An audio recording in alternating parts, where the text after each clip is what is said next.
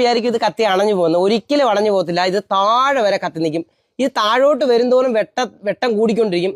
ഇതാണ് പാണ്ഡവത്തിരി. ഇതിന്റെ ഒരു പ്രത്യേകത എന്ന് പറഞ്ഞാൽ അത് ഇതുണ്ടോ, ഇത് പണ്ട് കാലത്ത് ഇത് ചെറുതായിട്ട് ഒന്ന് നമുക്ക് എണ്ണ മുക്കിയിട്ട് കത്തിച്ചു കഴിഞ്ഞാൽ ഇത് കത്തി എന്ന് പറഞ്ഞാൽ വെട്ടമായിട്ട് ഉപയോഗിച്ചിരുന്നത്. പാണ്ഡവത്തിരി എന്ന് പറഞ്ഞാൽ പണ്ട് പാണ്ഡവരുടെ വനവാസ കാലത്ത് ഇത് ഉപയോഗിച്ചെന്നാണ് പറയപ്പെടുന്നത്, പുരാണങ്ങളിലൊക്കെ പറയുന്നത്.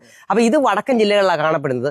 അപ്പൊ ഇതിനകത്ത് എണ്ണ മുക്കി കത്തിച്ചു കഴിയുമ്പം ഇത് കത്തുമ്പോൾ വിചാരിക്കും വേറെ ഇല കത്തുന്നത്. നമുക്ക് അത് നോക്കുകയും ചെയ്യാം. നമുക്ക് ഇതിന്റെ ഇല പറിക്കട്ടെ. ഇല ഒരെണ്ണം എടുത്തു. ഇത് കണ്ടോ, നമുക്കിതൊന്ന് നോക്കാം. വാ, നമുക്കിതിനകത്ത് വേണ്ടതെന്ന് പറഞ്ഞാൽ കുറച്ച് എണ്ണ വേണം. വിളക്കെണ്ണ കുറച്ച് വേണം. വിളക്കെണ്ണ ഇടുന്നു. അതൊന്ന് ശകലം ചെറുതായിട്ടൊന്ന് ഇതിനകത്ത് നോക്കിയെടുക്കുന്നു. ഇനി എന്നിട്ട് നമുക്കൊന്ന് കത്തിക്കാം. ഇത് കണ്ടോ,